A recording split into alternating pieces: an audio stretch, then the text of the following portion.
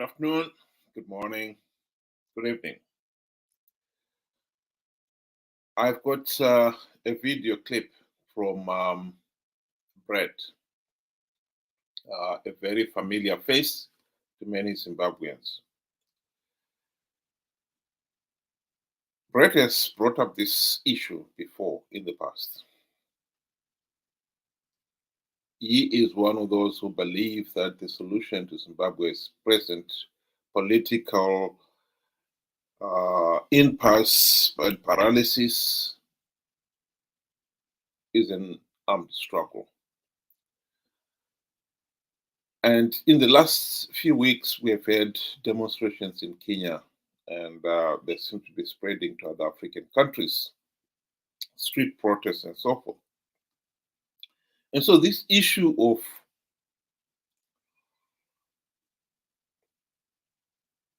a street protest or an armed struggle as a solution to ending Zimbabwe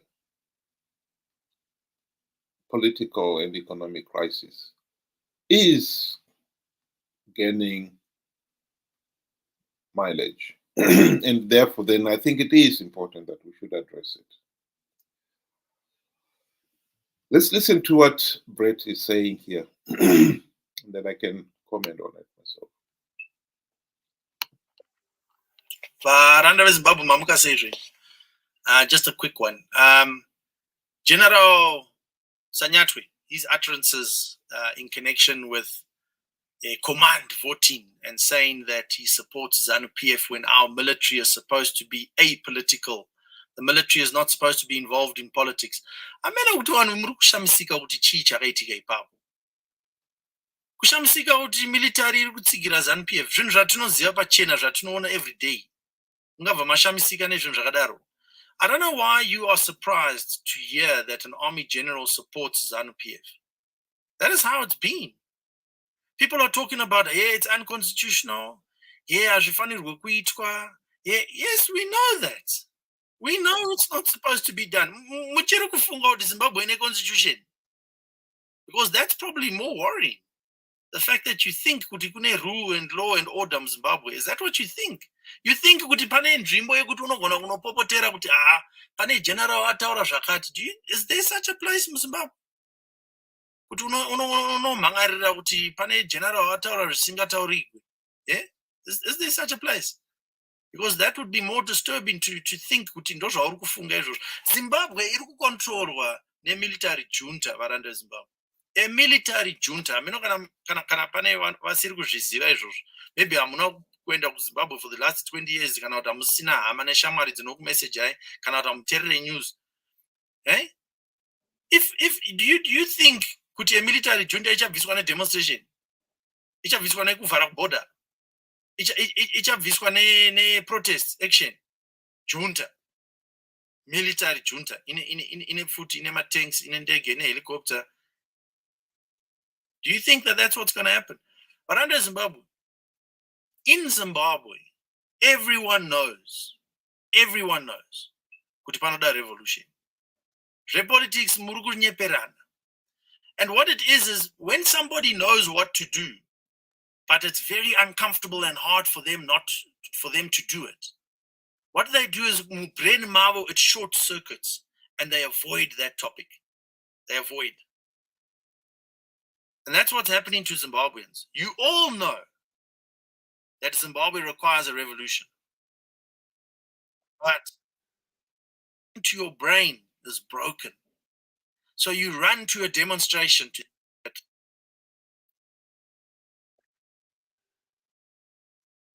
least you run and go and vote for a particular party because you think, at least ndo zvandirikuita. Do you know that if you took all your efforts, kuvhara border, kuita demonstration, kuvotera ma-parties, all those donations, $2, $1, munokandira ma-CCC, all those donors that are busy donating for election agents and what, munoziva kuti mukakombedza mari yese iyoyo, togona kutotenga army chaiyo yedu yevanhu nemari iyoyo. Do you know that? Do you know that? And yet hakuna munhu anotaura izvozvo. Brett akataura izvozvo, anoudzwa kuti uda kudai. Hey, Shamar, inini na General Sanyati, we've got one thing in common. One thing in common. Tese tinotaura chokwadi. Varanda Zimbabwe mweta zora kana. There are many issues to be picked up here. I think the first one, and the most obvious one, is to ask Zimbabwe had an armed struggle. White colonial rule ended at the behest of an armed struggle. We agree on that. We also have got to agree that that armed struggle through the leaders who are leading the country today. And we all have got to agree, could they have failed to deliver the freedom, the justice, the human dignity that people were fighting for? In other words, the armed struggle that led to the ending of white colonial rule did not deliver what we wanted. And here we are. We are thinking of another armed struggle. If you didn't understand why the first one failed to deliver a just country, then you are almost certain to repeat the same mistake. And therefore, then doomed to repeat yourself.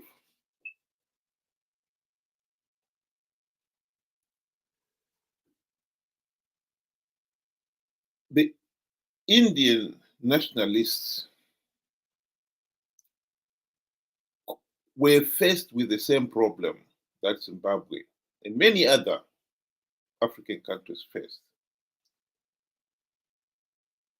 Should they launch an armed struggle to end British rule of India? They asked themselves two rhetorical questions. The first one is, what kind of leaders would an armed struggle throw up? The second one, would those be the kind of leaders we would want to rule independent India? We in Zimbabwe have had the answer to those two questions. Our armed struggle threw up these thugs who, although they professed that they were fighting for independence, for human rights, for justice for all, what they were fighting for is that they should replace the white colonial rulers. They wanted to be the new masters in Zimbabwe. They didn't care about justice, about freedom for other people. People, millions of Zimbabwe today are living in abject poverty. They don't care. All they care about is they must have absolute power and all the wealth and influence that goes with it.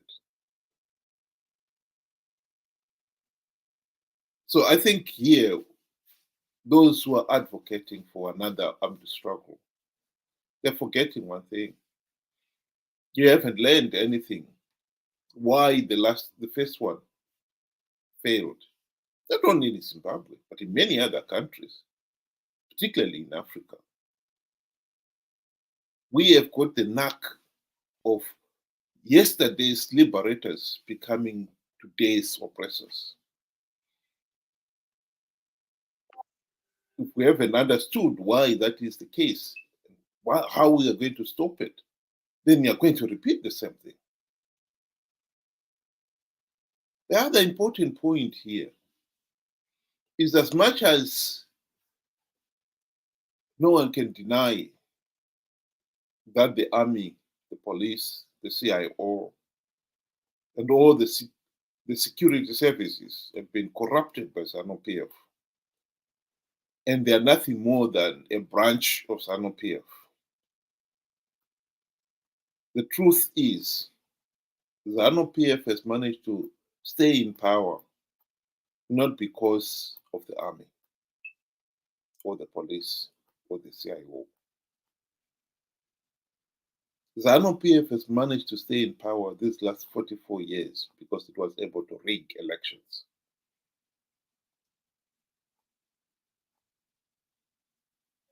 If one was to say what was the number one problem in last year's election, many people will tell you that ZEC failed to deliver a free, fair, and credible election.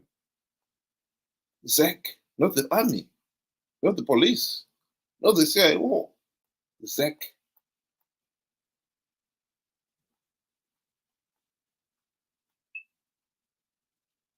So what is it about ZEC?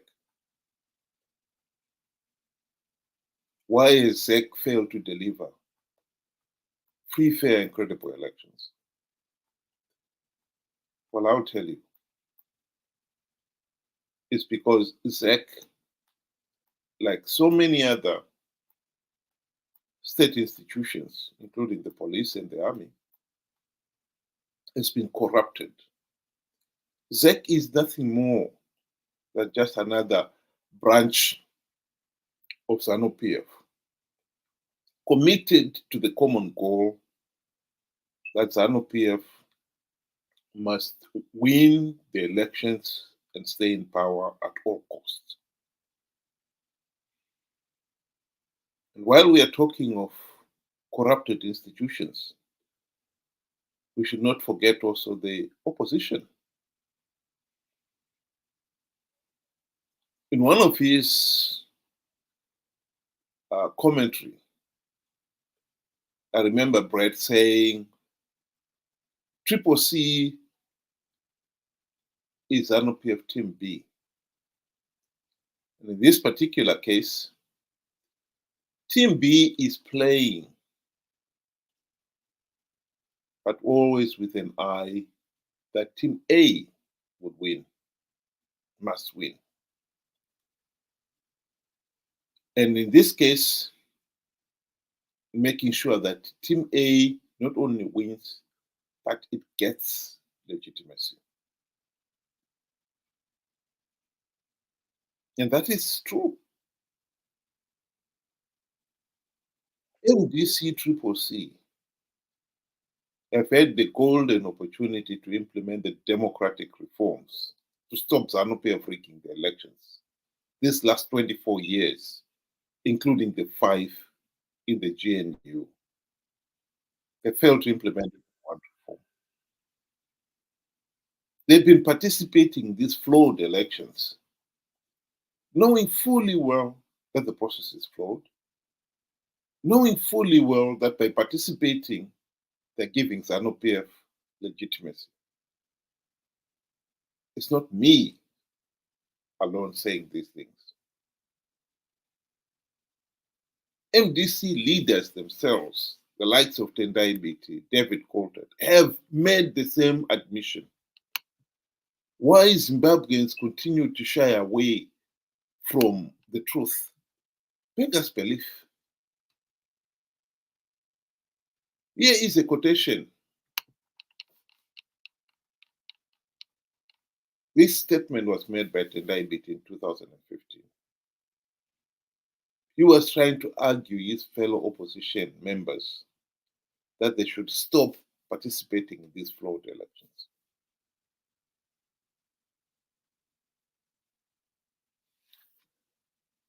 Here is a quotation from David Coulthard's book on the same subject. And he too is admitting that the election process in Zimbabwe in 2018 was so flawed, so illegal, that the only logical step was to withdraw. But he goes on further. He explains why he and his MDC friends could not withdraw. They also knew that ZANU-PF was offering gravity seats for those willing to participate. And that they found irresistible. What is interesting here is that the electorate have been warned, do not participate in these flawed elections. You only be giving ZANU-PF legitimacy. But they are so blinkered, they refuse to see it.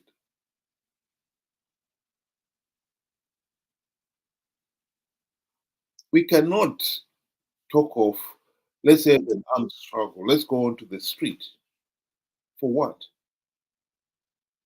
We are the ones who are keeping ZANU-PF in power by participating in flawed elections. When we know they are flawed, when we know by participating it gives ZANU-PF legitimacy. So you participate, give ZANU-PF legitimacy, then you want to remove them by going to the street. Or worse still, by waging an armed struggle. That is absurd. We need in Zimbabwe to put on our thinking caps. ZANU-PF is not as invincible as we want, or some people would like us to believe. The army is not what is keeping ZANU-PF in power. It is the opposition by failing to implement reforms and participating in flawed elections to give ZANU-PF legitimacy. It is us, the people, so naive, ignorant, and gullible that we are conned into participating in these flawed elections again and again on the basis of some outrageous, idiotic claims like I've plugged all the vote rigging loopholes. When everyone can see that is nonsense. And what is even more outrageous, even now, with the benefit of hindsight, there are millions of people out there who would not want to believe, would not accept that Chamisa lied. Chamisa conned them into participating in flawed elections.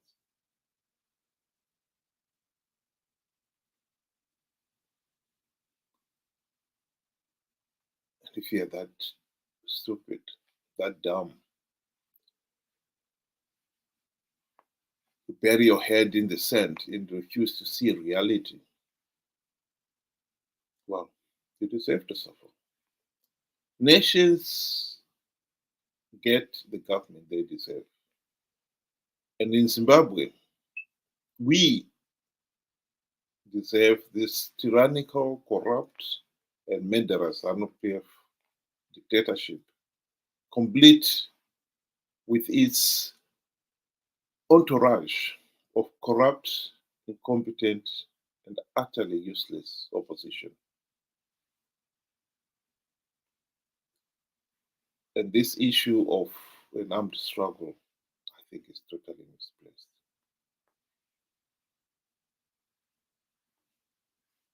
What you need to think about is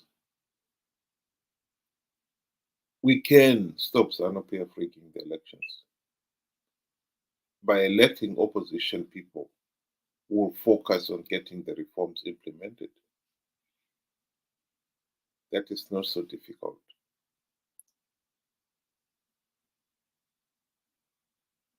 And there some people see it easier, think it is much easier to go onto the street and have street protests, or even think of another armed struggle. I think that is unforgivable.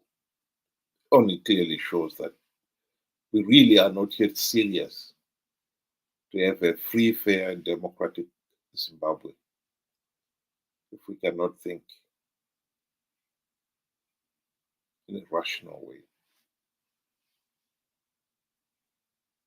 The solution is staring us in the face.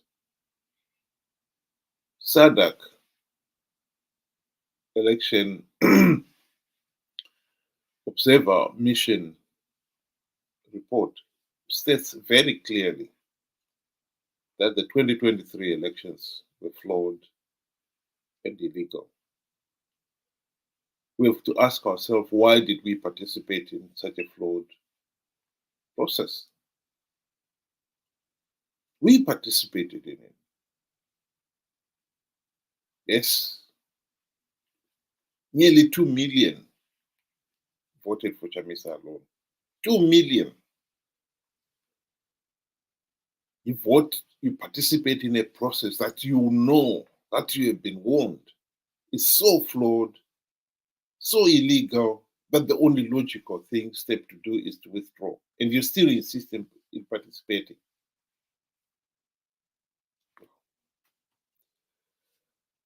You've got a problem. And even now, with the benefit of hindsight, you still don't see it. Well, what can anybody say?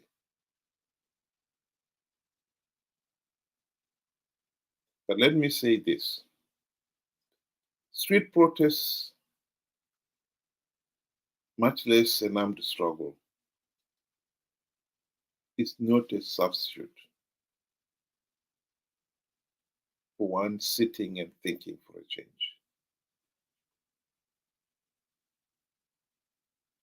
It is not rocket science to see that Chamisa lied.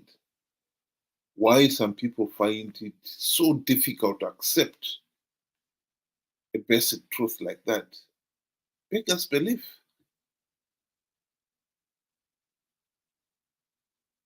You don't want to accept that somebody lied to you, made a blatant lie to con you to participate in a flawed election. And even now, with the benefit of hindsight, you still refuse to accept it. But you've got a problem. And when you're talking of 2 million people, that's when you realize the seriousness of our problem. 2028 is not that far away now. And we all know that will be just a day's work for Chamisa to mobilize his 2 million supporters to participate in those elections and give that process legitimacy again. That is the problem we are facing here.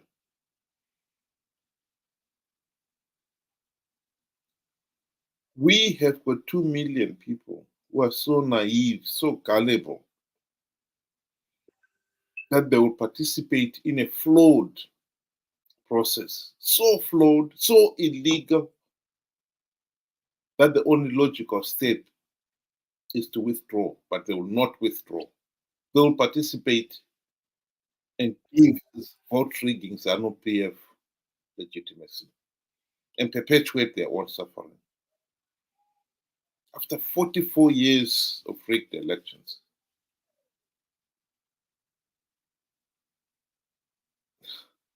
that is insanity. If you can't see that as insanity, I don't know what is. 44 years in this day and age, and we still cannot hold free, fair, and credible elections. We still don't know what constitutes free, fair, and credible elections.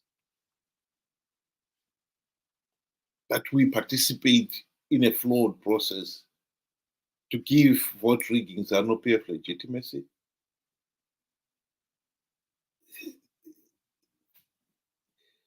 Why that point has got to be argued over and over again. is itself a surprise.